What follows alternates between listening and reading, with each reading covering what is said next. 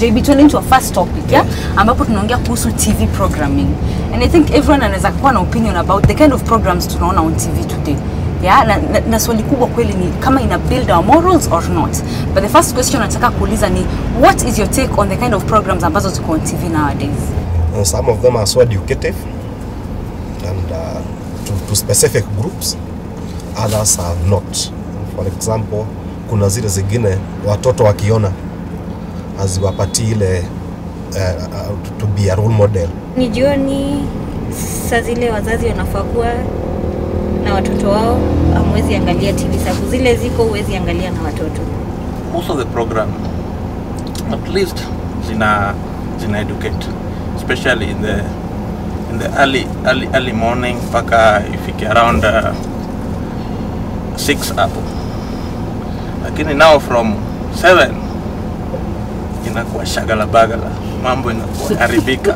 Lakini hebu niulize, ni programs ndo shida ama ni scheduling palimekwa? Timing is the problem, because I think they should bring us those programs whereby at what time kids are supposed to be asleep. You see, waende wakilala, adults wanna watch the program suitable for the adults. Those programs suitable for the young children, they should come a little bit earlier so that wanna watch. I remember in the 90s, that's what used to happen. Hata watoto tulikuwa tunajua time ya kulala inafika, hizo ndo hizo vipindi ambazo they are adult themed, quote and quote, ndo zinakuja. Lakini sasa hizi unaona anything goes. At home, let me say that you've got to rule with anarchy. Ukisema watoto wa by this time they're supposed to be in bed, let them be in bed. Usiwaache wakakaa bold and the beautiful. Yeah. Ako kawingo tu kakianza tiri, niwaambia endeni mkalale hata kama ni sana. But these parents are not strict. It's become very difficult. You cannot put a rule of thumb. Mwambie mtoto lazima unini. Wewe ni mama, si ndio? Yes. Nyumbani kwako TV mna watch aje? Kuna wakati inafika mwambie watoto wakalale ama kila mtu anaona Kenya anataka? Maybe wamekuja kutoka school, mama anajua hao watoto wamechoka, wanakula. Wakikula hapo kutoka hapo maybe wameoga, wamekula, nimewapatia time assignment wafanye. Unaona? From there uwapatie kama 30 minutes waone Kenya wanataka. Unaendanga kuwatch ni nini wanaangalia ndo kama si kitu nzuri uchange? Nina watch, nina waon. Nikiona ni mbaya nawaambia I joke alafu they know wanawachana na hiyo. Is TV a reflection of the society ama ni the society a reflection of TV? TV could be a reflection of the society, the sense that programs zenye zinaletwa kama zinakupendeza, zinapendeza society, so I will thrive to watch. But if you have a good society, of course there's a lot of moral decay, but then pia tunajaribu with the church is all trying to do so much. Is TV contributing to the moral decay? Yes. Yeah. I think TV is contributing to the moral decay. I remember when we were growing up, there was only TV from 5:30 to 11. Yeah, in fact, and between 7 there was Mambole or something, because it was one channel. Current, yeah, so we relied on what our parents told us. But now there's mambo mingi wanaelezwa kwa radio na TV. I think I should propose before the start of every TV program, there is that parental guidance. Ile inasema suitable for under 18, under 16 and all that. By that we as parents will be able to know that program is good for our kids. If it's not good, we can switch off to another channel. Kuna vile uwezi mkatisia mtoto awatch ile kitu anadaisha. Kwa vile kesho kwa leo utamkatisia, lakini kesho lazima atafanya kufuatilia ni nini hiyo ukutaka aone. Unaona?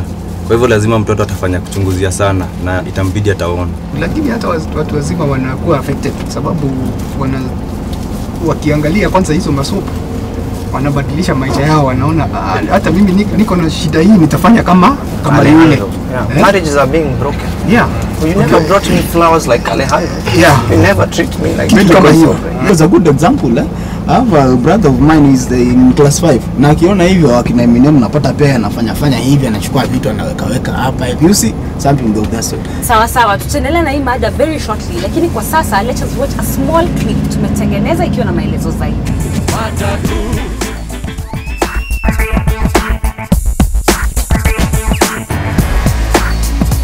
violence and crime as one thematic area. We look at sex, nudity as also one of the thematic areas. We look at occultism or spiritism as one of the areas. We also look at community and religion as one of the areas. We have 4 classes, which is very important to be understood. We have the 18 and above. We have the 16, which is basically for teenagers.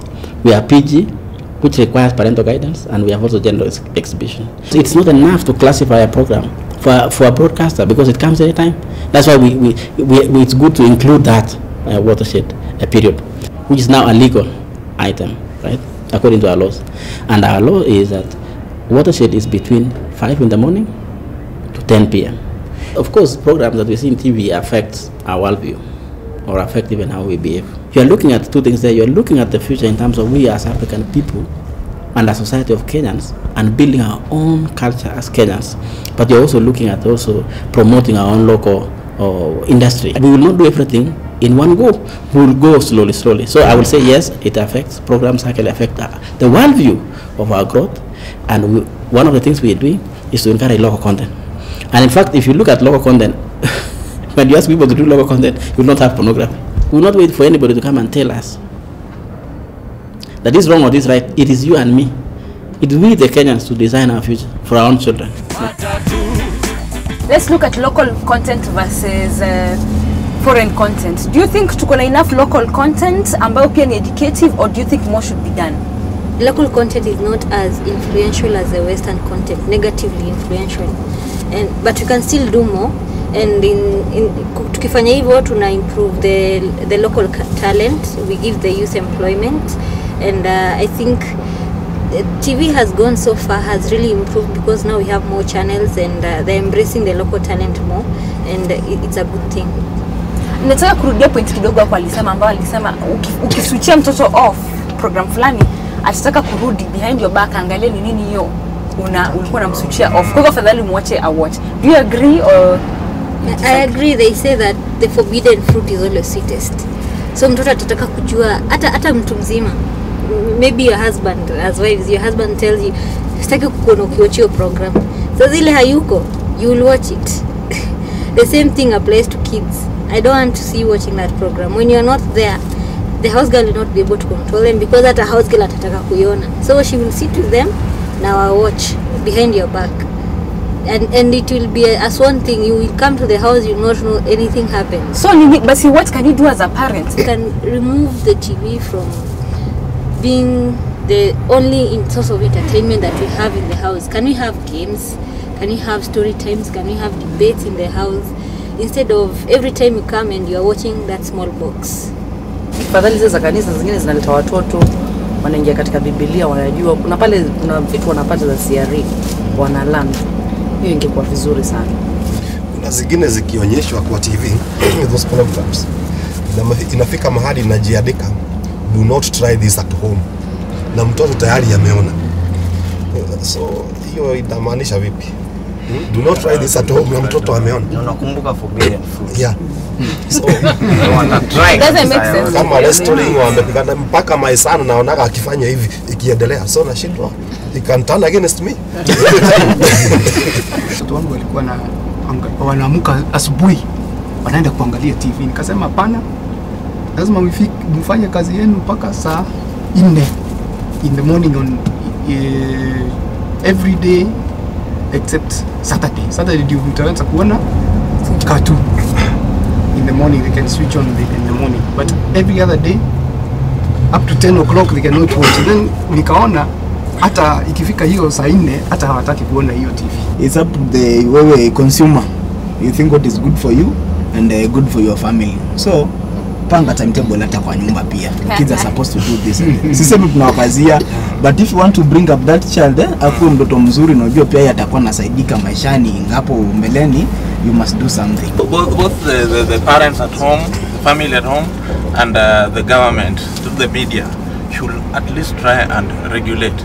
Na more so ni watu wa censor board, wale wana sense wanafaa wafanye kazi yao vizuri, because most of the time vitu tunaona not very right. Censor board wamefanya kazi nzuri sababu at least wanafunga ile some of the words, those words that should not be heard. Tumemaliza topic ya kwanza na obviously parents have a lot of responsibility JB in regards to nini inaonekana kwa nyumba zao, lakini pia the media houses, yeah, they should consider our health.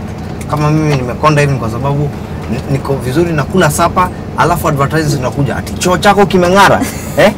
Siwezi endelea kula chakula. Angalia sasa implications. Okay. Haya ndo maoni ya watu kwa matatu. Lakini kwa sasa tuende kwa streets tupate kusikia watu wana nini ya kusema. Matatu. They are very educative and they give information which touch on daily lives. Napendanga nyimbo za kwaya sababu mimi ni mtu wa kanisa. Ndio sababu natamani nikiwa na TV hizo ndio nasapendelea sana. I can say most of them are trying to portray like some good morals. They are teaching some good lessons. Sinarujenga tu vile wanaongea juu ya ukimwi, vile watu wanaongea tu hadharani, sasa watoto wapate kujua. Watu kama sisi zinatufundisha kabisa in that tuweze kujua maisha yetu yanaenda wapi. Sometimes I'm unable to know what to tell my niece when somebody is literally almost on bed with some woman and my niece is asking what are they doing, are they fighting or something. Hayo ndo maoni ya watu kwa street. Wewe kwani utaongea kila saa? Kwani kazi yako? Unataka kuongea unaongea. Right now on a commercial break, we'll see right man.